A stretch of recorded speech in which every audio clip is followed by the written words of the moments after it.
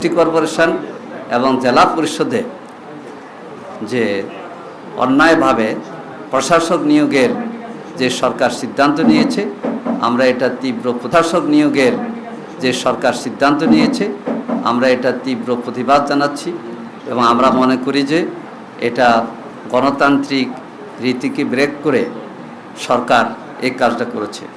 আপনারা অবহিত আছেন যে গত 22শে ফেব্রুয়ারি সরকারের স্থানীয় সরকার বিভাগের পক্ষ থেকে 6টি সিটি কর্পোরেশনে প্রশাসক নিয়োগ করা হয়েছে এবং 14 মার্চ 5টি সিটি কর্পোরেশনে প্রশাসক নিয়োগ করা হয়েছে। আপনারা জানেন, ইফতার মাহফিলের দাওয়াতের জন্য আমি কিন্তু স্থানীয় সরকার মন্ত্রীর বাসায় গিয়েছিলাম, দাওয়াত দিয়েছি। ওদিন আলোচনায় আমরা বুঝতে পেরেছি যে খুব শীঘ্রই স্থানীয় সরকার নির্বাচন অনুষ্ঠিত হতে, তারিখে 6টি এবং 14 তারিখে 5টিতে প্রশাসক নিয়োগ দিয়েছে। এই প্রশাসক কারা?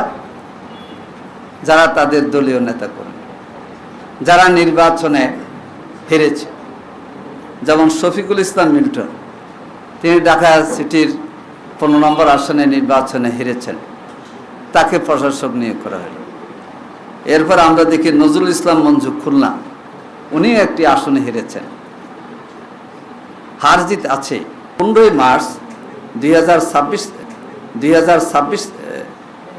তারিখে 42টি জেলা পরিষদ প্রশাসক নিয়োগের সরকার ঘোষণা দিয়েছে। আপনারা জানেন, জামাত ইসলামী 60টি জেলায় নিরঙ্কুশ বিজয় লাভ করেছে এবং 6টি জেলায় একটি আসন ছাড়া, যেখানে 3 সেখানে 2, যেখানে 2 আসন পেয়েছে।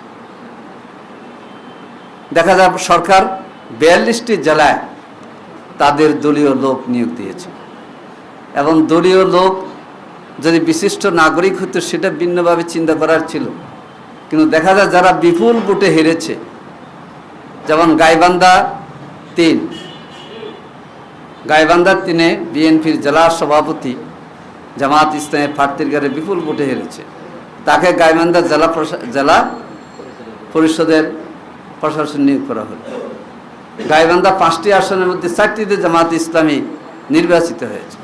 কুড়িগ্রাম 4টি আসনের মধ্যে 4টাতেই 11 দলীয় জোট, 3টি জামাত, 1টিতে এনসিপি জিতেছে।